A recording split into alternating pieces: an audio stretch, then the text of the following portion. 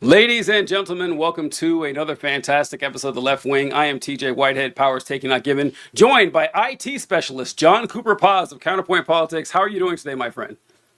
I'm doing great. It sounds like you're coming in clear, TJ. I'm very Finally. happy about this. I'm sure our viewers who have been listening to Robot TJ for the past couple episodes will be very happy to know that we fixed the problem by turning it all off and turning it back on. That's it. Nothing different. That does because John, I swear to God, I spent an hour today just finagling around. I had an interface I was working with, and I was unplugging it and turning it back on, and just clicking random things to find out what happened because it wasn't like this before, and now it is. And so I had it working when I texted you, and then tried it, and sure enough, it collapsed. I'm actually kind of sad because when I was on here a few minutes ago, there was a comment that said, "My heart, like it makes me nauseous seeing the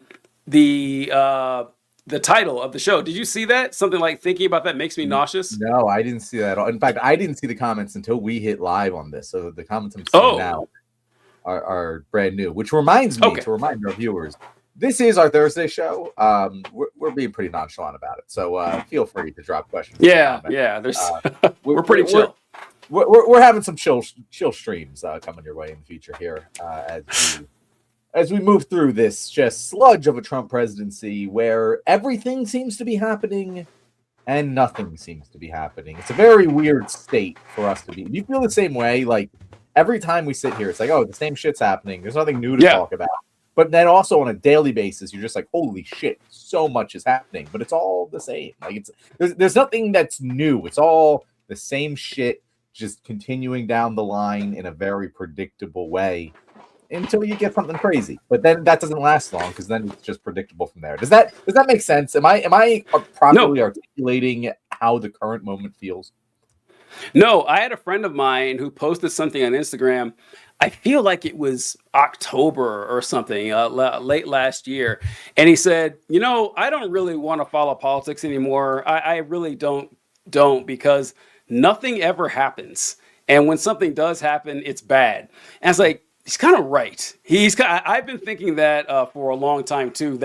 And a lot of it has to do with Trump's MO of saying absurd things and ridiculous things, pushing the envelope, doing things that no one ever thought to do before. It kind of reminds you that the entire framework of the United States federal government is just a system based on handshakes and back slaps and duct tape and chicken wire. Like before Trump, no one would have imagined that during a government shutdown, the White House would post on every government website, the Democrats are to blame for the shutdown. That we've had plenty of shutdowns before, but it's like, oh, if you can't get through, make sure you blame the Democrats, even though we're in charge of everything.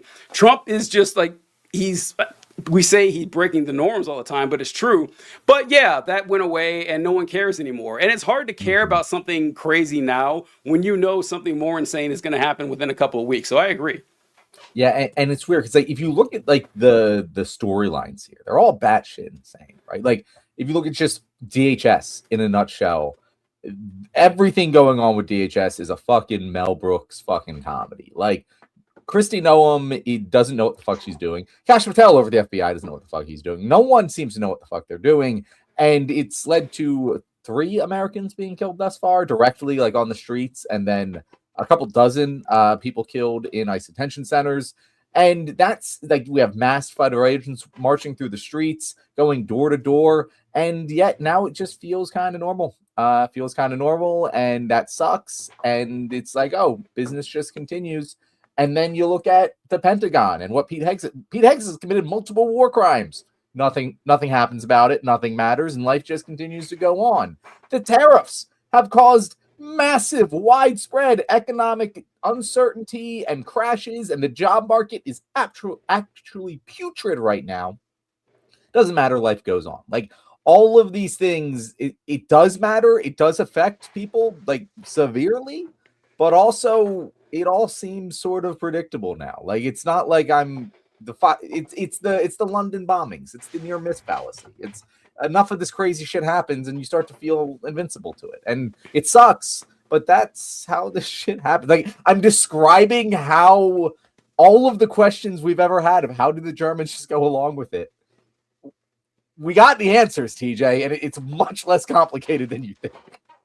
Yeah, we always envisioned that the people who would be the folks who take over the world, like the evil supervillains, were also super geniuses. We made a huge miscalculation here, and that we didn't realize that, oh yeah, there's actually a lot more dumb people than smart ones. So the dumb ones get in charge, and look, especially when you have someone like Donald Trump who values loyalty more than anything else, where we talk about his cabinet, how you have this island of misfit toys ass group of people trying to run the federal government. And look, this is what you get. This is exactly what you get. So it's not that shocking. One of which is Robert F. Kennedy Jr., which, Jesus Christ, this guy. I don't know if you saw, when you mentioned how ridiculous everything is, I don't know if you saw this commercial. I don't know if a commercial is the right word, but Robert F. Kennedy Jr. shared this on his Twitter, and I wanted to highlight this. So I don't know if you saw this, but it says, order yours today. And it's like for action figures. And I wanted to get your opinion on this, John, if you hadn't seen it. Introducing the Secretary Kennedy action figure. With chronic disease running rampant, President Trump is sending one man. Robert F. Kennedy Jr. Watch out! Red 40 is in your kid's lunch. Quick, increase your strength with real whole milk. Wow, it's full of protein and healthy fats. And ban Red 40 to the trash. Take that. Oh no, a peregrine falcon is stuck in the river. Quick, swap into your denim jeans and jump in. Wow, waterproof jeans. Oh no, the food pyramid puts Fruit Loops at the top. My message is clear: eat real food. Flip the pyramid to put the real food we need on top. Bring home the full Maha playset today with limited edition Iron Mike Tyson. Eat real food or else. Accessories sold separately. Battery, get active and eat real food. That is an official release from the Department of Health and Human Services. And so, two questions for you, John. One, had you seen that? And two, what are your thoughts either way?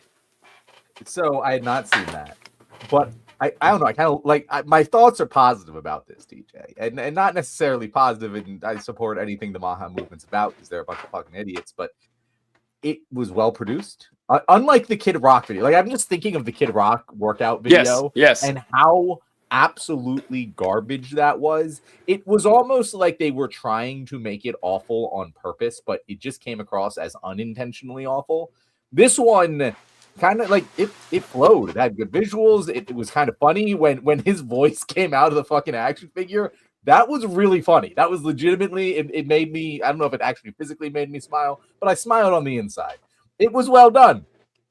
And I think it actually really sums up the entire ethos of this administration in that these people, Robert F. Kennedy Jr., Kristi Noem, Kash Patel, all these people, they aren't there to do their jobs, guys. They are brands. They are brands that are running these departments.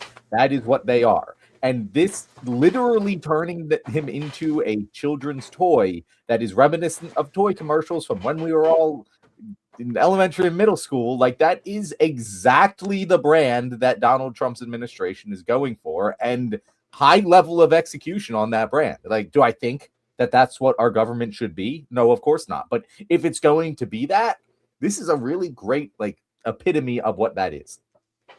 Yeah, we mention all the time that people in power now are more interested in being social media influencers than they are with being politicians. And so that fits right into that vein. I did appreciate a couple things. One is how he went directly with hey, why do you wear jeans in the water all the time? And made it into a joke. That's the best way to do it. Like, not to be defensive or weird about it, but say, oh yeah, even my action figure has waterproof jeans. We're going to make it into a joke. I did have a question about the Fruit Loops thing. He said that Fruit Loops were on the top of the pyramid. We need to put real food that we need on top of the pyramid. Isn't the top of the pyramid the stuff you need the least? Yeah, right? yeah, it is. Yeah, no, that's also very funny. Like that's extremely funny. I didn't even pick up on that, but you're right. The top of the pyramid is the food you need the least. Yeah, I don't. It's the good stuff.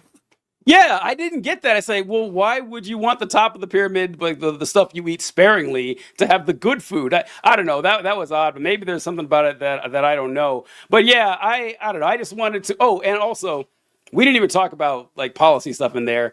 His crusade, the Maha crusade to get rid of red food dye. Like that's it. That's what's making Americans sick. That is what's giving everybody cancer. That's why everybody's obese. That's why we have congestive heart failure at every third household or something. That's it right there. If we only got rid of red food dye, that would fuck universal health care. We don't need that. We need to get rid of red food dye. And of course, John and I's favorite, real whole milk. They are bragging their asses off about the fact that they brought whole milk back to schools, and it's got vitamin D, it's got calcium, it's got what your kids need. And it's like, yeah, that's the hollow victory of the whole milk. They're holding on to that. That's pretty wild.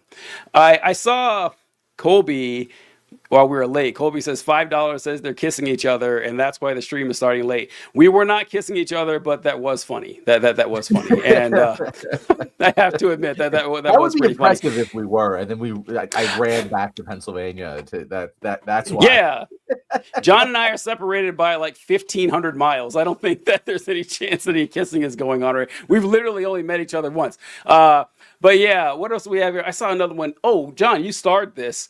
Did you see Benny Johnson leaking Hillary Clinton deposition? I heard something about Hillary Clinton's deposition, but no. What happened there? This is the first time I'm hearing about Benny Johnson. Okay. Yeah, so I hadn't heard that. Anything that was discussed in that leak, we don't know about it. So if you're watching this later, sorry about that. But I did want to talk about the Clinton deposition because, oh my God, I hate them. I fucking hate the Clintons. They're going to do nothing. Like, they are going to not say anything. And why? Like, I really don't understand why they think there's any sort of reputation or legacy to maintain at this point. They have a chance to go out guns blazing. Hillary can kill her most hated enemy. Oh my God. Bill can just not. I mean, he'll go down as a fucking sex pest anyway. He's not going to be remembered well. You have to imagine whatever he's covering up still is going to come out. Maybe after you die, bro, and you don't have to deal with it, but you can go out on your sword. You can go out fighting. You can be the guy who took the ship down with him and be the hero. And he's not going to do it tomorrow. He's just not going to do it. That's very clear from what it wasn't. I didn't see leaks, but I saw just notes on it on Hillary's deposition today. Like, she's saying she's never met Epstein, whatever. I don't know. I don't get the strategy, TJ. I don't get why the Clintons are doing what they're doing. I know that they never really gave a shit, but it just is sad to see that probably the person who has the most ability to take this thing tumbling down in Bill Clinton is just not going to do it. And it's incredibly disappointing. Not surprising, but disappointing. I don't know. Maybe he doesn't have anything. I don't know. Maybe all his stuff is just with Epstein. He doesn't have any concrete proof. So, yeah. But then again, if you don't, just fucking lie. Just lie. Right? Yeah. What's going to stop you? Just lie. You're gonna die. Just lie. In like 5 minutes. Yes, I would go. If I were Bill Clinton, I would go on stage. I would present my testimonies like, yeah, I saw Donald Trump fuck everything that moved. The guy was fucking, underage individuals. He was fucking animals. I mean, I would give them the most fantastical testimony that a human being has ever come up with. And yeah. What are they going to do? Charge you with perjury again? You saw how that works. There, he got away scot-free. He was fine. And yeah, he's going to be dead in 10 minutes anyway. Just go for it, man. Be a legend now. Your legacy is already tarnished. It's already ruined. When you're dead, people are going to remember you for the sex crimes more than the presidency, honestly. Yep. Try to take someone down with you. Do something good. This reminds me, well, I mean, in a perverse way, but do you remember in Alabama when Roy Moore was running for Senate? He was a Republican who they found out was had committed stat rape against a 14-year-old in his 30s or something like that. And so the Democrats ran someone against Roy Moore and actually won. We had a Democratic senator in Alabama or Louisiana, in Alabama. And that actually, he'd probably win today. The pedophile would win today. They wouldn't care. But back then, he won. And the guy governed as a conservative Democrat. And I'm thinking, why? Why would you do that? You're going to be a one-term senator. The only reason you got that seat was because you ran against a literal pedophile and the whole state found out and you won by the skin of your teeth. The next time they have a chance to vote for Republican, they will. You should be fucking Leon Trotsky out there. There's no reason you shouldn't be gunning for every progressive policy possible, but nope, he played it safe. I don't understand. Conservative of the Ozarks commented, Clinton was totally willing to lie when it served him. And that's very true. He's willing to lie to serve himself, but he's not willing to lie to serve the American people. Not that one.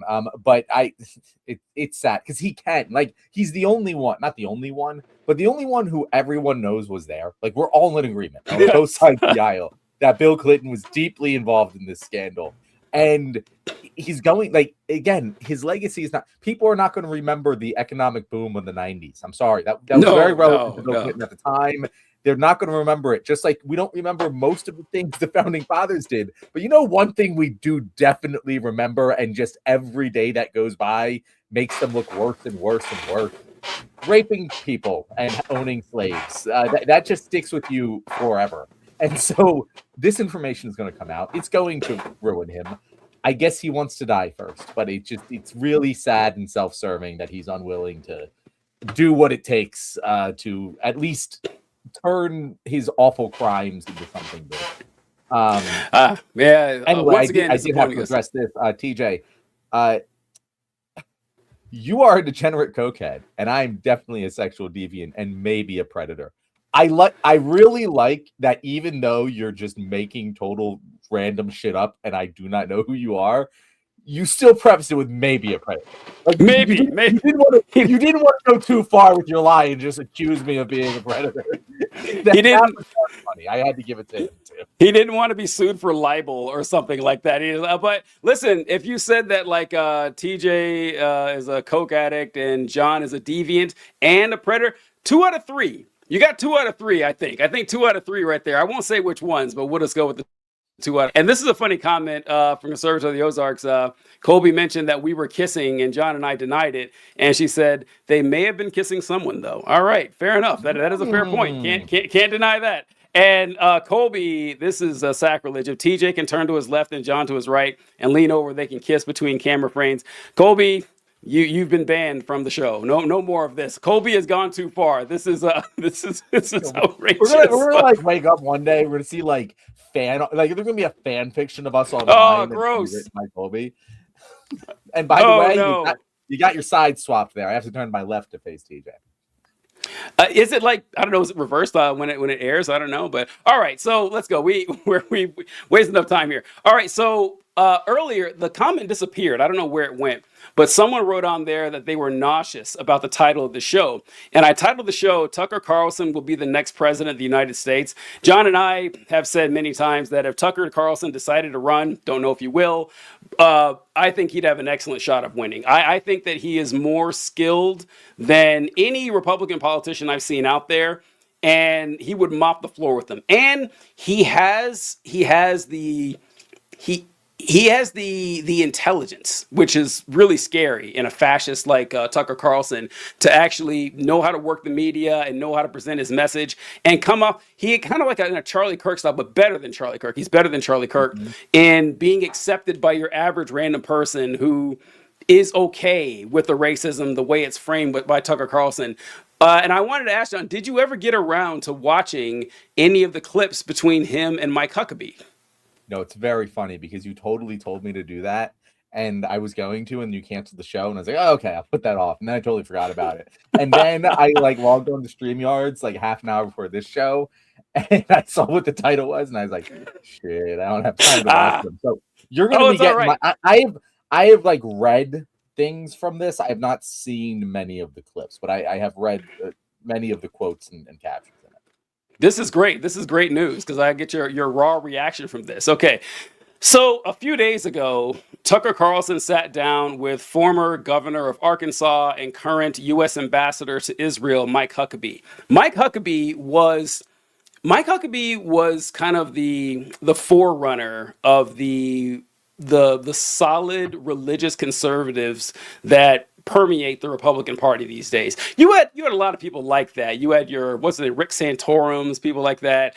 But Mike Huckabee was an actual preacher, and he lost a ton of weight to it. He ran president a couple of times, but he's always been on the vanguard. Like I am the religious conservative guy. I'm always talking about Jesus, talking about God. So of course they send him to Israel, but Tucker Carlson, this is one of the reasons that we say Tucker's going to be so good if he decides to, venture into politics, is that every now and then he stumbles onto a good position for the wrong reason. Like, for example, he's a racist. He's anti-Semitic, and so he's against Jewish people. And so he uses that to criticize the actions of Israel rather than, for humanitarian reasons. So this is a question that he asked Mike Huckabee, John. That's a great question. I won't even preface it. I'll just let Tucker go on to talk about this, about Israel's right to that land and what is it based on. Here we go. You've appealed to Genesis. Genesis 15 says it's Abram, pre-Abraham, it's Abram, receives from God the news that his descendants will inherit the land. And you tell me as the theologian if I'm getting this wrong, but from the Euphrates to the Nile. I think that's right. And that would include basically the entire Middle East. That would be the Levant. So that would be Israel, Jordan, Syria, Lebanon. It would also be big parts of Saudi Arabia and Iraq. It would be, I'm not sure it would go that far. It would be a big piece of land, but here's the point. It would be a lot of places that are now countries. But this particular area that we're talking about now, Israel, is a land that God gave through Abraham to a people that he chose. It was a people, a place, and a purpose. We can look at it that way. Christian Zionism, I want to go back because that's where we started. I'm not going to let you off on this because you have said it 3 times that God gave this land to this people. And so it is entirely fair for me with respect to ask, what land are you talking about? Because I just read Genesis 15, as I have many times. And that land, I think it says, from the Nile to the Euphrates, which is, once again, basically the entire Middle East. So God gave that land to his people, the Jews, or he didn't. You're saying he did. What does that mean? Does Israel have the right to that land? Because you're appealing to Genesis. Yeah. You're saying that's the original deed. It would be fine if they took it all. All right, John. Your thoughts? Were you surprised by Mike Huckabee's statement? Because that's a great question. It is a great question. I will pull up a map in a little bit for the Geographically Challenged on exactly what the Nile to the Euphrates looks like, but it's a lot bigger than what Israel has right now. What were your thoughts on that, John? It covers parts of Africa, DJ. Yes. It's a great example Here it is. of what makes Tucker, it's massive. For those of you wondering, the yellow part right there is what currently constitutes Israel. Well, no, the yellow part and a little below. I don't know why that's not there, but that constitutes the state of Israel as we know it. And from the Nile River over there in the west in Egypt and Africa, as John said, past the Sinai Peninsula, all the way deep into Iraq, the northern part of Saudi Arabia, and most of Syria. That is what the book of Genesis, the Bible, says that God gave to his people. So if you're going to use Genesis 15 as a rationalization and say, this land belongs to them, that is what you're fighting for. And Mike Huckabee doesn't back down. He says, I'm fine if they take over it all. Sorry, John. No, it's a massive fucking flub from Mike Huckabee. He should know better. And Mike Huckabee is not the sharpest tool in the shed. He's kind of a zealot. He says a lot of things that he shouldn't. But Tucker is so good at this because he understands the playbook better than the politicians do. Tucker Carlson so intimately understands the conservative political playbook that he can just wield it against the Mike Huckabees of the world to utterly corner them. Because in Republican land, it's totally okay to say, we should do this because God said so. That's just something that gets said all of the time and never gets questioned. It doesn't matter how ludicrous it is. And so when a Republican comes on a Republican's talk show, they feel comfortable saying shit like that. And Mike Huckabee does know his shit. He knows he can't say, Tucker, you're wrong. he knows that what the Bible says, and he's just been using this bullshit line, assuming that no one would ever question him on it. And Tucker Carlson knew that. And when he tried to move away from it, Tucker was like, no, come back here. Answer this very simple, straightforward question. He delivered it to his audience to make it a very clear, there's no way out of this. It's very understandable what he's saying. And Huckabee had to either bite the bullet or say he was wrong. There was only two options, and he decided to bite the bullet. And it's wonderful to watch because it just really strips bare the entire ethos. And that is why Tucker Carlson, if he wants to be, will be. You said the next president of the United States. I really am not. I do not think the next president of the United States will be a Republican, given standard electoral principles here. But like, if it is a Republican and Tucker Carlson wants it to be him, it's going to be Tucker Carlson. Like, I just can't. He's better than everyone else at doing this. Yeah, the only one stopping him is himself at this point. He's Jon Stewart in 2016, basically. I think that Tucker Carlson, like, it's his for the taking if he wants it. A lot of people in these positions don't want to be president because Tucker Carlson does wield an insane amount of power for someone who isn't in political office, having media and cultural influence. I can see why he wouldn't want to take the responsibility and the hassle and the work of being president of the United States. But if he wants the job, he would definitely be up there. I trust him to win more than J.D. Vance or Marco Rubio or something. Like, he would, like when Trump would go on stage and just mop the floor with it. And I'm so glad you brought this up, that Tucker has been in the right-wing ecosystem for such a long time. He knows how these folks think. He knows how they act. He knows where their arguments come from. He knows the flaws in their argument. He's basically the Blade, like the daywalker of the right wing. He can just take these people down at any time he wants.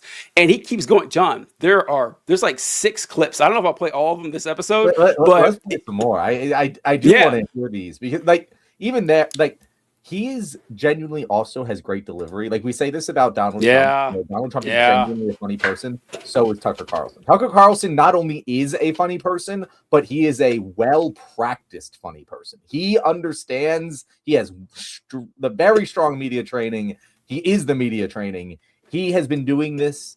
It's like how when Stephen A. Smith like goes into like political talk circles and just walks the floor with everyone he's talking with because he was created in the flames of sports talk media, and just how much crazier and more intense that is than political talk. And now that political talk is becoming like sports talk, Stephen A. Smith is dominating in it. Tucker Carlson has that same level of polish and finish on his craft that Stephen A. does, but he also intimately understands the political playbook, and that's why he's so dangerous. Yeah, this is like Bane when he started talking to Batman about how he was born in the darkness, and you've just adopted it. Like, we're playing on 2 different levels here, my brother. So this one is Tucker talking to Mike Huckabee. In the last clip, he said that he wanted to know the actual definition of what the land is. Fair question, right? Absolutely fair. If you're going to argue that the Bible guarantees a certain plot of land to a certain group of people, tell me exactly the parameters of this land. Now he moves to, who are the people you're talking about? Which is a great question too. Here we go. You're dodging a very obvious question, which is, where does this right come from? And the reason it's meaningful is because there are a lot of people in the territory that Israel controls today, particularly in the West Bank, who, through genetic testing, we can know their families have been here for thousands of years. We don't know whether they practiced Judaism, whether they were Samaritans, pre-Islam. We don't know that. A lot of them we know have been Christians for 2,000 years. They have less of a right to the land than someone whose ancestors, the only thing we know about them is they lived in Latvia or Poland. They're Eastern European. How does that work? They're Jewish. By what definition? They're Jewish by their But how do we know they have any connection They're to Jewish the Jews by their faith. They're Jewish Bible? by the connection to the language. Jewish by the connection to the Torah. But how do we know that Bibi, specifically Bibi's ancestors, ever lived here? How do we know that?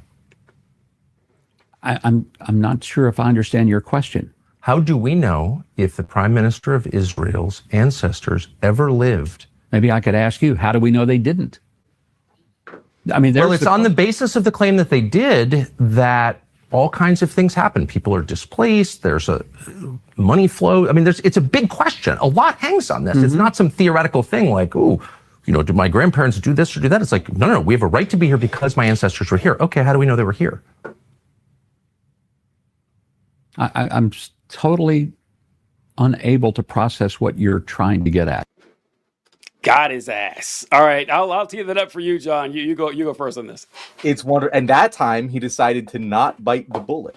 He decided to not. He saw that bullet and he's like, that's gonna taste really bad going down my throat. I'm not biting that shit, because it's like what Tucker is saying is entirely right. And again, let's preface this all with Tucker Carlson.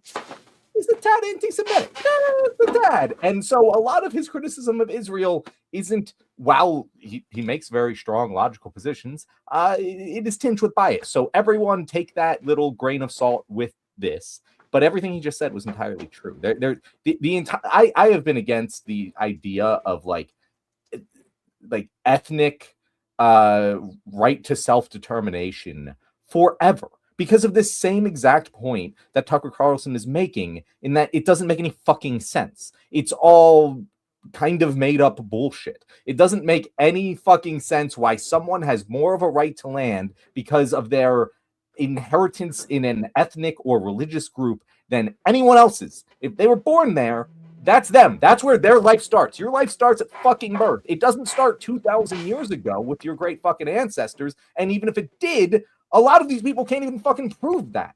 It's just their Jewish identity. And they say, oh, well, so I should be there. And it's like, okay, I'm cool with you being there. The problem is you saying you have supremacy over the land, over other groups of people based on your ethnic identity. That doesn't make any fucking sense. And as soon as you put a fucking magnifying glass up to it and look at it for what it is, like Tucker Carlson just did, Mike Huckabee can't even answer the fucking question. He acts, instead of answering the question, he acts like it doesn't make any sense, but it does. It makes perfect sense. If you're saying that Bibi Netanyahu's claim to this land is based on his fucking ancestry, which is insane, and we would take that argument, we would be like, well, that doesn't make sense on its face, but Tucker Carlson doesn't need to do that. Tucker Carlson, he's one of them. He's totally okay with ethnic claims to land. He's a white nationalist himself, right? Well, he's okay with that. His issue here is what makes fucking sense, that it doesn't make sense that like this Jewish person who could be Jewish because of their ancestry, could be Jewish because people converted to Judaism, and it has nothing to do with their ancestry. Like there's a million different reasons you could be Jewish that don't relate to you had ancestors that were ethnically cleansed from fucking the land that is now Israel or whatever land they're trying to conquer now. Like it doesn't have to be that way. And yet that's, and even in his response, Huckabee was like, oh, well, there's the language, the faith in the Torah. And it's like, no, none of that is actually fucking required. I'm Jewish. I could move to Israel and I have to like pretend to be Jewish for a minute as I get in. But once I'm there, once I have citizenship, I don't have to pretend to be Jewish anymore, like religiously Jewish. But just based on my technical Jewish lineage of my ethnicity, I have a claim to that land, that someone who's been living there, literally born there, their parents were born there, their great-grandparents were born there, they can't even remember an ancestor that wasn't born there, they have less of a claim to it. Makes no fucking sense. Makes no sense by any stretch of the definition, and that's what Hucker's calling out here. And there's no, like, Huckabee doesn't know what he's playing anymore. He's just like, I don't understand the question, man. It doesn't make any sense, even though it's very fucking clear. It is pretty clear, and it's not a difficult question. It's very simple. He's just asking you to abide by the same logic you're asking everyone else to abide by. And like the whole idea that someone commented, I can't remember where it was, but someone mentioned that the Hebrew language originated in that area, so people who speak that language have the right to that area. John, you already pointed out a flaw in this, that, well, does this only apply to people who speak? And by the way, this Hebrew, like current Hebrew, is not the same as ancient Hebrew. It's a different language, dialect, I guess. But does that apply for everybody? I hate the language, that any language argument, like language-based ancestry argument, makes no fucking sense, because the English we speak is not the same English that fucking 100 years ago people spoke. It's not the same English that fucking 200 years ago people spoke. Certainly isn't the same fucking English that people spoke 600, 800, 1,000 years ago, totally different languages, not the same thing at all, and yet people use that as a reason of like fucking heresy. That is, yeah, No, that is funny. verifiably This is, yeah, this is like not going to be surprising. One of my big hobby horses with etymology and everything. You can go back about 600 or 700 years max in English before you can't understand any of it. If you read, I think Geoffrey Chaucer wrote the Canterbury Tales in the 1300s. Someone check me, maybe it was 1400s. But if you read the Canterbury Tales as Geoffrey Chaucer wrote it, you could understand about half of it. Like it's really weird. But now you go back 1,000 years, you go back to the formation of the British government. The English crown, like in Alfred the Great in the 800s, it looks like German. It is indecipherable. You can't tell what it is. So, like, when does it start and when does it end? Also, let's say it was. Let's say that English was the language. It hasn't changed at all in 1,200 years. Do we have a right to England since we speak it? Is that the logic we're going? Does the entire South American continent have an ancestral right to Spain because they speak the language? My Irish ancestors were ethnically cleansed from Ireland. Do I have a right to just go and like say, "Hey, Ireland, that's my fucking"? No, it doesn't make any fucking sense. John, I'm glad you brought this up because Tucker Carlson brought up a similar point. Here we go. In Ireland, which is also a country with a nation of people, a race, if you will, that is being replaced. Who are they being replaced by? Immigrants. Okay. From other places. I just wanted to clarify because I was one of the... Well, just as a demographic matter, it's just like you can look at the numbers. It's not controversial. Just look at the numbers. There'll be a minority in their country. And their people have been there longer than Jews have been in Israel. Yeah. And so they're having this debate too. That's all I'm saying. And lots of places are having this debate. Sure. So does that principle apply to everyone, or is it specific just to Israel? I think it applies specifically to Israel. Okay, of course. Now, I don't know what point in the interview this is, but it does seem Huckabee's just kind of giving up. It's like, yeah, I'm going with the special pleading argument. I'm going because you kind of have to. And that is the honest way to look at this. Because, look, if you want to say that people, ancestral lands from thousands of years ago, and there's a gap. It's not like there's been a continuation of this nation state. Like I think the ancient state of Israel, I think it collapsed in 586 BC. I think that's when the southern kingdom fell. But it's not like it's been the same country the entire time. You have to apply this to everyone. You have to apply this to literally everyone.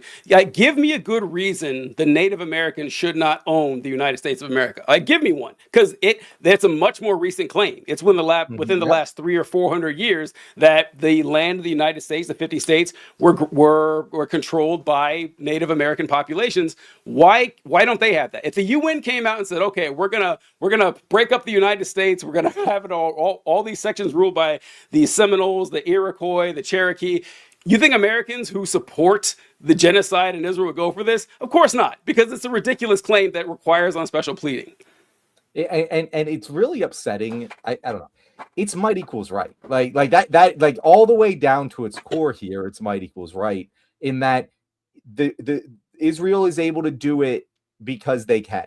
That's basically the entire argument, that Israel is able to do it because, and they'll say, oh, well, Jews have never been safe anywhere. And it's like, there are a lot. First of all, I really hate that argument too, because Jews are not one people. The Jews have been safe here in America. The anti-Semitism exists. It's a thing that affects Jewish people 100%, but there's never been any sort of mass casualty event for Jewish people here in America for our entire country's history of existence. Always been safe here, despite rampant anti-Semitism. So the argument that we need Israel to exist to keep Jewish people safe just doesn't make any fucking sense at all whatsoever. And there's plenty, like the Native American people, ever since Europeans got here, have been genocided constantly. There has not been a single moment that the Native American people have been in contact with people from anywhere else in the world and have not been victims of genocide. Constantly, the entire time. We are currently occupying territory such as Puerto Rico, of where people who have Native American heritage, many people have Native American heritage and slave heritage, by the way, because that's what fucking happened that the Europeans did. We just don't give them equal rights because of where they're born in Puerto Rico. There's so many people, groups of people that you can make these claims about, that the only way you can justify Israel belonging to the Jewish people is, it's just we can do it because we're giving them the fucking weapons to stake their claim and hold it. It's really the only difference between them and the Native Americans. The Native Americans had Israel's military resources. They could make the same fucking argument. Yeah, it's if you look to the history of this, because like what John mentioned about the postulation that Israel, and look, I don't go on record saying that I don't think Israel should exist. I don't say that. I wouldn't go that far. I think that Israel has a right to exist as a state of equal rights for all people within the bounds of their country. That makes sense to me. That it should be a secular democracy with equal rights for all. And people on the other side say, no, it shouldn't actually. That can't work. So, okay, well, then we have a disagreement on what this place should look like or what any country should look like. And of course, the argument that comes back is, well, why don't you have a problem with the existence of Muslim states? I do. Okay. This is not a trick question. It's not going to work on us, right? That if the reason that people criticize Israel more than say Saudi Arabia is because if I come out and say Saudi Arabia is corrupt, Saudi Arabia is doing human rights violations, Saudi Arabia is invading foreign governments and taking over the sovereignty of other people, I'm not going to hear a fucking peep. I won't hear a word. No one's going to be there. How dare you criticize Saudi Arabia? You must hate Muslim people. No. But when I say about Israel, it immediately, you must be anti-Semitic, and that's bullshit. Israel is not exempt from criticism. And the point I was getting to is when John said Israel, the argument that Israel offers safe harbor for Jewish people in the world, because no denying it whatsoever. Historically, Jewish people have been persecuted all over the place. It happens. It's not a rare occurrence. So I got that. And I do understand immediately after World War II, where people said, we need to find a safe place for Jewish people to protect them from this happening again. Also a little suspicious that the Europeans wanted so badly to get the Jewish people out of there. A little suspicious if you ask me. It was not suspicious. It was explicitly stated by many of the leaders of Zionism that were not Jewish that, hey, this is a great way to get the Jews out of our country. Like this is not speculation. This is written record. You can go back and look at it, guys. Like this is the case. And what a lot of people may not know is that when the early participants of the Zionist project were trying to set up a homeland for Jewish people, Israel was not the only. They also considered, I think, Argentina and Ghana, I think it was Ghana and Argentina were two places that were on the list too. And they settled on Israel for the historical reason, whatever. But it could have been somewhere else, and I guarantee the arguments would have been the same. It wouldn't have mattered. It wouldn't have mattered if it was an actual different location. They still would have run with it. But this has been going on for a long time. And what I wanted to pull up here, which one did I have? The information about, this is a little off course. No, there was one where he talks about the rights of Palestinian people to live in Israel. Because like John said, John has more of a right to live in Israel. And to my knowledge, you've never been to the place, right? No, I kick myself all the time, Pete. I so badly wish that when I was a virgin, because I think it's 25 is when you can't take birthright anymore. If I could be wrong about that's about there. Mm-hmm. And I had just started getting into counterpoint politics at that time. If I had really had the platform I do now, and I had the opportunity to take birthright the birthright trip, I would have done it in a heartbeat. That would have been so amazing. That would have been creme de la creme. I'm surprised more people don't do it, to be honest. Like, I don't know why that is. I don't know if they prevent people from doing it. I really don't know what the case is because I never really strongly looked into it, mostly because I'm not a big travel guy. But yeah, I don't know why more Jewish, like there's a lot of Jewish left-wing pro-Palestinian content creators. I don't know why they don't take birthright and just fucking make a shitload of content over it. Yeah, I don't know. So it's a personal story, but years ago, a friend of mine went on a birthright trip to Israel, and when she told me she was going, this is a long time ago. This is like more than 10 years ago. I remember thinking, I should probably warn her that this is a propaganda tool people use to garner support for genocide. But I didn't, and now she's like a huge genocide supporter. And I it's probably not my fault. I don't know if it would have changed anyway, but it's just sad that I kicked myself for not doing that because we're not even friends anymore. Like we actually ended our friendship over it. But that's so I don't think that would have happened to John. But I don't know. It's hard for me to think. Oh, I wish more people would do this because it's just kind of gross. Well, but, I wish more people who were already solidly invested in this conflict and weren't as susceptible to this specific type of propaganda. Because like if I had gone, it wouldn't have fucking worked on me. You know, like I can't imagine they have fucking like hypnotists over there that are like, it's pretty standard propaganda techniques they're using. And I have learned about many of them and would not be affected by them in the slightest, I imagine. But yeah, one quick note here before we move on. I just had to call out. Colby said Argentina got its own European refugees after World War II. Ooh. Great comment there. Great comment. If you know, you know. Excellent job, Colby. All right, so this is Tucker Carlson asking about the fact that, so like say John, who does not speak Hebrew, either ancient or modern, has never been to Israel, does not practice Judaism, but since he has Jewish heritage and Jewish ancestry, he has a right to live in Israel, become an Israeli citizen, when a Palestinian who also lives within the borders of Israel does not. And this is Tucker's question to Michael.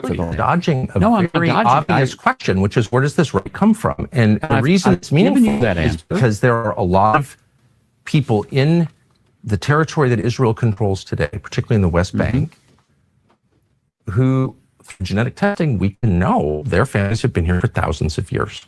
We don't know whether they practiced Judaism, whether they were Samaritans, pre-Islam. We don't know that. We watched this. A lot of them we know have been Christians for 2,000 years. They have less of a right to the land than someone whose ancestors, the only thing we know about them is they lived in Latvia or Poland. They're Eastern European. How does that work? They're Jewish. By what definition? They're Jewish by their... How do we know that any definition that they did, that all kinds of things happen? People are displaced. There's... Oh, it's the same one. Sorry, John. The same one. Sorry. Let me see. Where was here? Tucker Carlson, Ireland.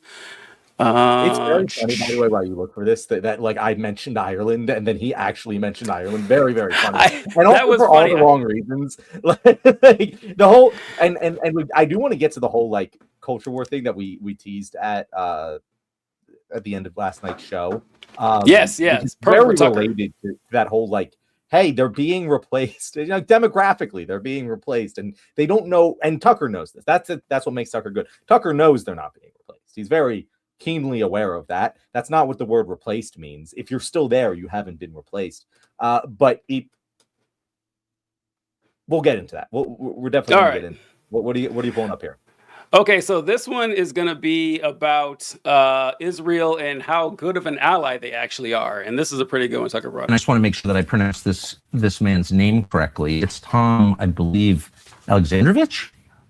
I think that's right, and I've written it down, but of course my handwriting is so terrible I can't read it. But yes, he is an Israeli, I believe, cybersecurity official who was at a conference in Las Vegas last year and was caught up in a sting designed to catch people soliciting sex from children. He was one of a number of people arrested for this. He was arraigned and charged. And then 2 days later, he fled to Israel and did his first hearing by Zoom. He was allowed for some reason to leave for a foreign country, having already been charged for attempted molestation of a child.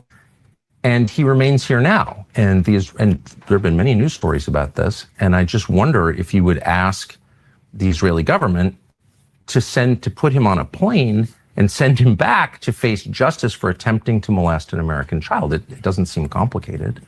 No, I wouldn't mind doing that, but I want to find out if the Justice Department of the U.S. has already sought to extradite him. Is there anything in process? I don't know. Why wouldn't they seek to extradite him? I have no idea. That's a question for the Justice Department. I have many questions for the Justice Department, like why are millions of Epstein files still classified? What do you think that is? I have no idea. I haven't kept up with that.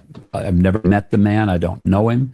You haven't kept up with the Epstein disclosure? I mean, only from a distance. I'm 6,000 miles away from D.C. these days, and I'm pretty sure that there's so much current president of Israel, President President Herzog, going very well. Apparently was at Pedo Island. That's what it says in the disclosures. And of course, we know that the former prime minister, Ehud Barak, was living on and off at Epstein's house. All right, John, had you heard any of this information? And what are your thoughts here? How do you think Mike Huckabee handled that? I mean, I think Mike Huckabee handled it about it. Mike Huckabee should not be on Tucker Carlson's show. I don't know why Republicans keep doing this. He's clearly destroying them. Like, when he gets them in his jaws, he does not let go. And I don't understand why Mike Huckabee, who is, by the way, in a very precarious political position, like being the U.S. ambassador to Israel during these trying times, is it's something where you could say the wrong thing and it could be very, very bad for a lot of people. And he's just going into a lion's den, who he should know is very much anti-Israel. And he just walks in there as if he's going to be buddy-buddy. And he's just like, yeah, I haven't been following the Epstein stuff. It's just like, the president of the country you are an ambassador to was implicated as being on this island, and you aren't aware of that? Are you shitting me, Mike? Like, are you really trying to tell me? And even his answer about the other sex offender, and you could tell Tucker was setting him up. He was setting him up. He's like, clearly you would ask to extradite, right? And he's like, well, yeah, of course I would. You're fucked. You're fucked, Mike. You're dead in the water. You are chum. He has you. And I don't understand why they keep doing this to themselves, TJ. The case for Tucker Carlson being the next president of the United States is being laid bare in front. People used to think Mike Huckabee could be the president. I want to be very clear about this. And that ship has sailed. But in 2016, he was in the running. And he was a front runner at a point, I think. And he ended up being a Trump supplicant. And that's how he let his political career continue. But Tucker can do this to any of them, literally any of them. There really isn't any like people in the Republican ecosystem right now who are better at this than Mike Huckabee, and he's just absolutely mollywopping. This is why I am more confident than you that I think Tucker could win in 2028, because he keeps doing this. He keeps eviscerating Republicans. That's how Trump got into position of power in 2016. Yep. He didn't do it by being buddy with any Republicans. He went after their throats. He saw that everyone believed, like if you guys weren't paying attention back then or weren't around, in 2016 or 2015, everybody knew that Jeb Bush was going to be the nominee for the Republican Party. Everybody knew that. It was a given. Like it was safe money to bet on Jeb Bush. Trump crushed him immediately. He saw the threat and went after him right away. And he went after him by doing something that was anathema to any conservative other than Donald Trump, when he said, yeah, George W. Bush fucked up on 9/11. Like he got caught with his pants down. Then he led us into a war in Iraq, which we're about to get to another clip about this with Tucker. And then he led us to a war in Iraq, and it was disastrous. No Republican had the balls to say that in 2015. Trump said it to thunderous applause, and that crushed Jeb Bush's dreams from that point forward. So yeah, I think that as long as he did this to Ted Cruz a little while ago, he did this to Mike Huckabee. These people, in the beginning of the interview, Mike Huckabee said, Tucker, I heard you say some stuff about Israel, so that's why I wanted to come here and clear the air. Huckabee thought he was going in for a friendly interview. He thought there's some mild disagreements, but I'm going to set him straight. And afterward, Mike Huckabee's Twitter page is just full of insults to Tucker. Like he's like personally offended by it. Tucker Carlson, it seems like he's playing a long game here. Like I don't know why. I wouldn't doubt it. I wouldn't doubt it anymore. But this clip right here is about the Iraq, or not the Iraq War. There is one, but this is about fuck it, hold on. Can you stall for a second, John? Because there's one about Iraq too. There's so many clips here. And this is specifically why I don't know if Tucker is like, I'm running for president, but the clock is ticking on him making that decision, because I don't think this window stays open long. Like. And maybe he's looking at 2028 and going, oh, the Democrats are going to absolutely clean house. But I think, like, if I'm Tucker Carlson, I'm sitting here and I'm looking at the tea leaves right now. A failed presidential bid in this climate, if done the right way, could make you a power broker within the party to a greater extent than you are. Because we've already seen that Tucker got sidelined, completely sidelined. And he has been able to maintain relevance for himself through his own perseverance. Like, there has not been a systemic reason why Tucker Carlson is still relevant. It's just because he's good at what he does. And he's built his platform back up from the ground up. and proven, hey, it wasn't Fox News, it was me. And I was wrong about that. I thought he'd be irrelevant. And Me too. Has made a platform for himself. He might feel like he needs to keep building that, but fuck, the iron is hot, bro. And there's no one who would oppose him. He would crush. He would absolutely crush, because all of the Republicans who are going to be upset at Trump is about to get his dick handed to him in the midterms. There's going to be a lot of Republicans that are very mad at the Trump administration and the MAGA movement in general. And they're not going to go back to the old school Republicans that also got their dicks handed to them. They're going to be looking for something new. And Tucker Carlson is positioned in this perfect spot of, he's going to attract the racists. He's really good at it. He always has been. The more moderate old school conservatives are going to be like, oh, Tucker, he's been around forever. He was here back in the good old days. We can support him too. And he's going to eviscerate everyone whenever they put a camera in front of their faces. So I don't know. Like, the only reason he wouldn't do it is if he just genuinely doesn't want to be president. Like, that's the only reason why he wouldn't do it. Because if he wants to, he has a very serious chance of winning. Because I just, in any head-to-head matchup, I don't see him losing. If you don't think Tucker Carlson wins, someone say, who do you think would beat Tucker Carlson in a debate in the Republican Party? I'd love to hear the answer on this. I want to put a shout out here. I want to say, it's not just a debate. He wins on everything. He wins on social media. He wins in the normal media. He wins in a debate. He wins in just the ability to attract headlines and gain attention for himself. He's better at all of the things required to win the presidency of the United States, except having the political engine behind him. But Donald Trump proved that, at least in the Republican Party, you definitely do not need that at all. It can be helpful for sure, but the last three Republican nominees have not had the engine behind them. It's all been Donald Trump. But like, I don't see any reason why you can't look at 2028 and be like, yeah, it's going to be the same thing. There is no engine anymore. The engine is Trump, and the engine's about to come out of the car, and it's got to be replaced with something. That's so true about the fact that the engine isn't behind Donald Trump and never really has been, not enthusiastically at least. That if you look at the beginning of Trump's quest to become president back in 2015, the Republican media was not behind him. Republican politicians, look up every Republican politician in 2015 and find out what they said about Trump before he became the nominee. It was all true. They said this guy's a liar, this guy's a con man, this guy's going to drag down the Republican Party, this guy doesn't represent any of our values, he's a weird creep. All of it's true. The second he was nominated, they were behind him, and the people have the Republican intelligentsia, to the extent that it exists, they've never been behind Trump either. But it doesn't matter, because the people who vote in the primaries are the ones who are flying this plane.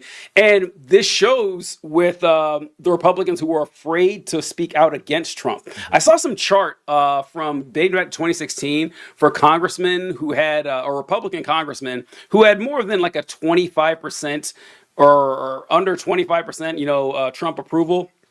There's like 4 left. There was over 100 of them that spoke out against Trump or voted against Trump, and they're gone because it's a death sentence to go against Trump. So, like, if you wonder why Republicans are so insane, and they might lose in the primary for being so insane, but if they speak out against Trump, they won't make it, or in the general because they're insane, but they speak out against Trump, they won't make it to the general. They'll fail in the primary because Trump's going to back some insane person. But this is the clip with Tucker. I'll stop here. Before we get to the clip, I want to address 2 comments. With 2 good comments. One from Allison Gaff. Allison, thank you for being here. I don't think I've seen you comment before. Also, thank you for having a name that is very clear and legible. And also speaking in English. That's a big change for us on this show. But she said all the pro-Israel people won't vote for Tucker, and that's a good point. But I don't think Republicans really give a shit about Israel. Like, I think the people who really give a shit about Israel are Democrats. The Republicans just care about ethno-nationalism and that being a good thing. You can replace that with anything. Like, if Donald Trump came out as anti-Israel, it wouldn't hurt him at all. So I don't understand why you would think it would hurt Tucker Carlson.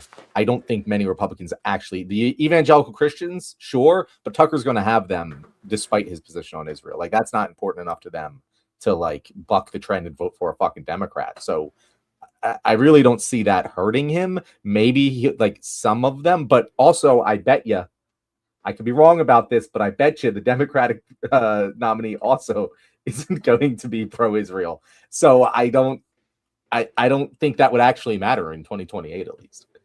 I agree. I understand where Allison's coming from here, but like then the Republican brain, if and the example John gave was excellent, that if Trump or Tucker or anybody said, you know what, we're not backing Israel anymore, sure, a lot of Republicans, a lot of conservatives would be upset. They wouldn't like it. However, they would say, well, I want conservative Supreme Court justices. I want to make sure, I want to try to get abortion banned nationwide. I want to stop immigrants from coming in. I want to stop wokeness. I don't want boys and women's sports. That's going to override it. The vast majority of that. And I hate to say it, but the same thing, the reason that Trump wins isn't because of the dyed-in-the-wool, faithful Republican voter. That is not what is exactly that Tree Stop says, the culture war rules all. The reason that Trump wins isn't because of your standard Republican voter. He wins because of the people on the fringes, people who don't really care or participate that much in politics. They're going to hear, and then we have some people like, oh, actually, I think the genocide in Israel is bad too, and he'll get those people on board. So yeah, I don't think it's going to affect much. What are they going to do? Vote for a Democrat? Let a Democrat win? They're not going to let that happen. So yeah. By the way, it's the same reason the Democrats can abandon Israel too, because the dyed-in-the-wool, like mostly Jewish, super pro-Israel part of the Democratic Party isn't going to vote Republican. So what? It doesn't matter if if the Democrats can abandon Israel all the fuck they want. They're not going to vote for Trump. It's not relevant. People don't vote based on foreign policy. It just doesn't happen. Like people do not. There's never been an election in which foreign policy was a substantial needle mover. Any post election polling, it has never happened. So I really don't think. The Iraq War was pretty huge for elections. The Iraq War. Yeah, the Iraq War. I mean, they lost in 2008, right? And the Iraq War had become relatively unpopular then, but there was a massive economic crisis. Like that's what people really fucking cared about. People didn't like the Iraq War wasn't really the needle mover in 2008, and he won in 2004 after we already invaded Iraq. And I know that it was more popular like at that. It was super popular then, yeah. Like it's just there's very little actual evidence that foreign policy matters in U.S. presidential elections. We talk about it way more than it actually impacts elections. I don't have the stats in front of me, but no, like the Iraq War was huge. Like Bush was super unpopular before the economic crash. He was already tanking, and primarily because of the Iraq War. And I know this is before our time, but like Lyndon Johnson resigned because of his handling of the Vietnam War. He knew he wasn't going to win. I'll check the stats on this because now recently, I don't think there's been any example the Vietnam War might be the last legitimate time. Yeah, like that legitimately did sink Lyndon B. Johnson. That is true. But that's a different like era. Like it's like comparing LeBron to Wilt. It's like, okay, like this is a different game that we're playing here, guys. All right, and so speaking of the Iraq War, I found the clip. This is the one I'm talking about here. How many boots on the ground has the U.S. placed on behalf of Israel? However many went to Iraq. We did that for Israel. No, I don't think we did. You said we did it because of 9/11? That was the U.S. justification for it. But it wasn't 9/11. So what was the actual reason? Well, the U.S. government told us it was for 9/11. They told us that we were part of it, that they had weapons of mass destruction. But they knew they had nothing to do with 9/11, obviously. Maybe no evidence. But I'm telling you that Israel was not in that component. But Israel had no influence on our decision to invade Iraq. That's not what the people who made the decision say. They say Israel. Well, let me get back to the point. Gave us the information about the fake weapons of mass destruction. Where do you think that question came from? It came from Bibi. How many Americans put their boots on the ground for Israel? The answer is zero. Everybody who served in Iraq put their boots on the ground for Israel. Did not. Where did we get the information about the weapons of mass destruction? It wasn't real. We didn't get that from. You're saying we got that from Israel? That Israel was one pushed us into that? Well, absolutely. You really believe that? I know that for a fact. Does every. Yes, this has been widely written about and discussed. And I'm not attacking Israel. Like they thought it was in their interest to take out a government that was paying the families of suicide bombers. I get it. I'm not mad at Israel about that. I never have been. I'm mad at the Bush administration and all the people who went along with this to the detriment of my country. That's who I'm mad at, not Israel. Bibi's doing what he can for his country, whether you agree with him or not. I want my leaders to do the same for my country. That's it. All right, John, I'm sorry. I want to double tap this with his Iran one too, to get your thoughts on both of those, because Tucker talks about the Iraq war and how he said, like, well, it was Israeli intelligence, which is true. Like that, no one tried to hide that Israeli intelligence was what we were relying on to look at the weapons of mass destruction. But Tucker also asked Mike Huckabee about whether or not the United States should go to war with Iran. And let's see his statements here, or whether I would be justified based on popular opinion. Like, how much does it matter what Americans think? Well, it matters what Americans think. That's why Americans vote. It's why Americans have the opportunity to have free speech. We want them to have that. Okay, so what percentage of Americans support a war with Iran? I don't know. Do you know? I do. I think it's around, I saw the numbers yesterday. I think it was like 21%. Okay. Is that enough to have a war with Iran? We don't live in a world where you have a poll taken to find out whether our policy should be a particular direction. Because I thought you just said that that's direct democracy. No, we care deeply about it. But on the other hand, do we make the decisions of foreign policy and even domestic policy based on we what care the latest deeply about poll it in number what is? sense? If we're ignoring it, then in what sense do we, quote, care deeply about it? Well, I think we care deeply when we see there's a threat. No, but about Americans' opinions. So you've got 350 million Americans. They voted in this last election on the basis, in part, of the promise no more wars. Okay? So now we're about to have a war. Looks like 80% of people are against it. In that range, let's say 70%, but nowhere near majority support for this war.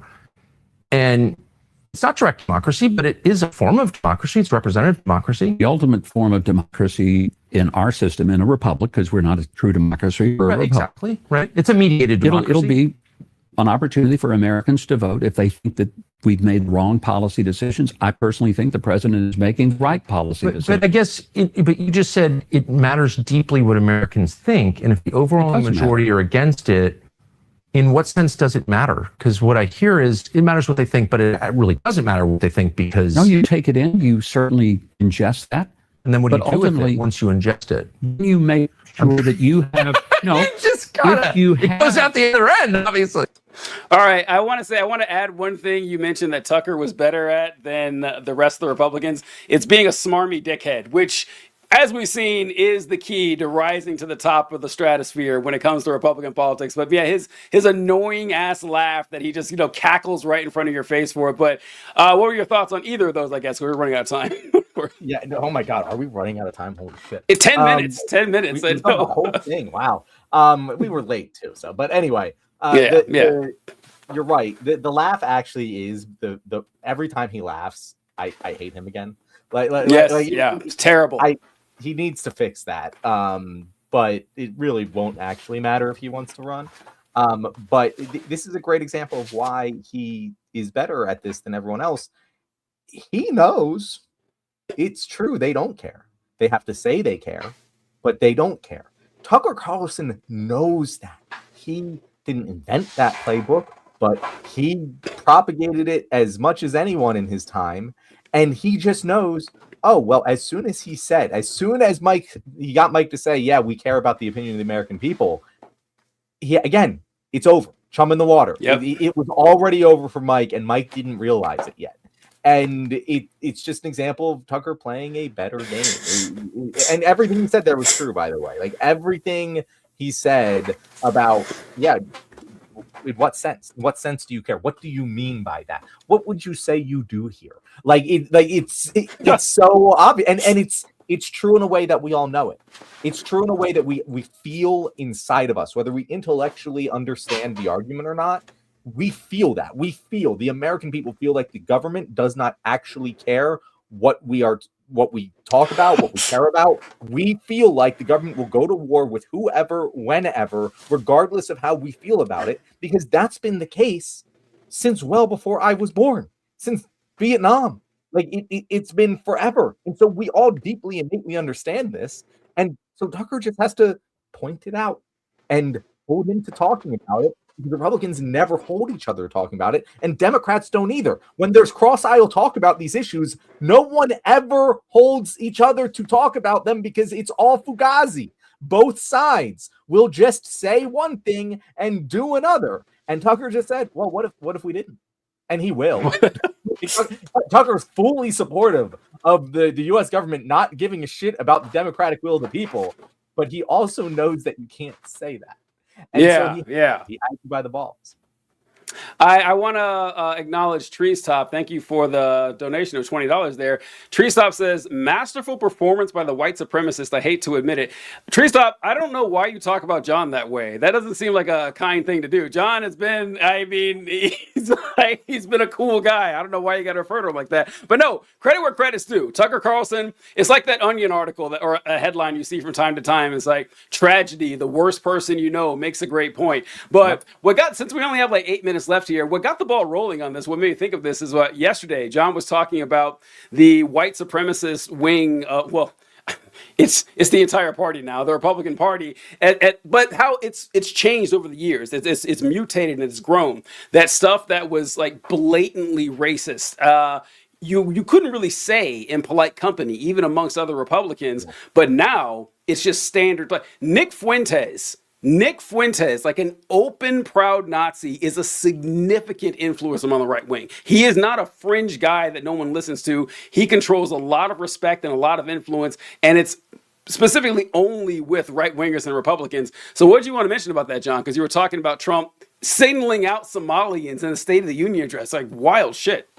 So yeah, and the specific argument I wanted to discuss, and it relates to what he said about Israel, like this idea that like, hey, we can't have immigration from these countries because their culture is inferior.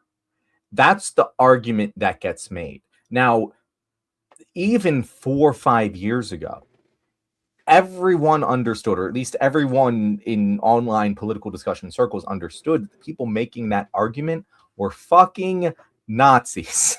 That was just a bait and switch argument because it's unprovable. Like, you can't, there's no like empirical evidence, there's no like analysis you can do to say, hey, this culture is inferior.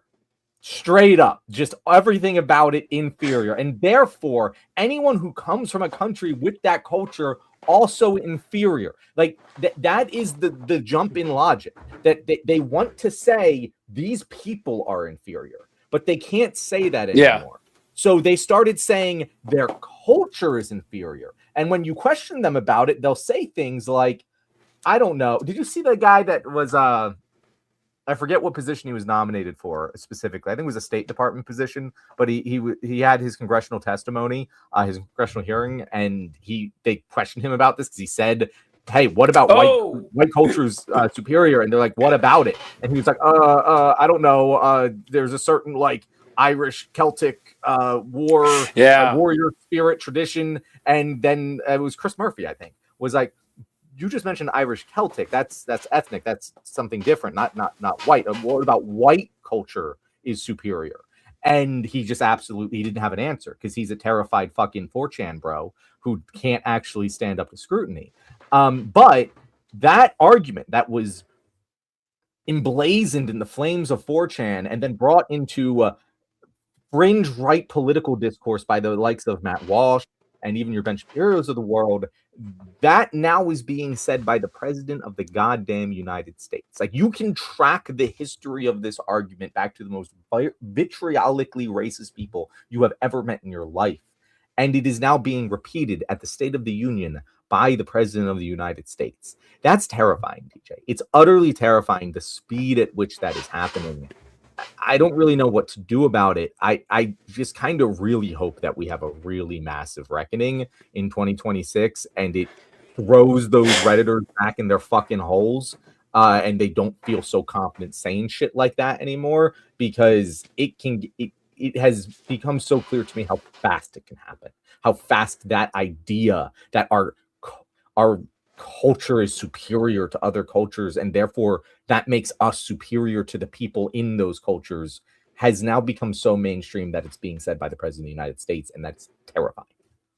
Yeah, Trees Top commented, "Was it not always the only wing? I'm only 27, but maybe they had more chill during the 90s." I think it meant, has that always been the right wing? Yeah, they were actually more chill in the 90s. I shit you not, man. Even early 2000s, honestly, that the right wing has always been the home for the embittered and racists who felt like they had been slighted, that they saw the civil rights of others being gained as a loss of civil rights for themselves. That's how they always saw it.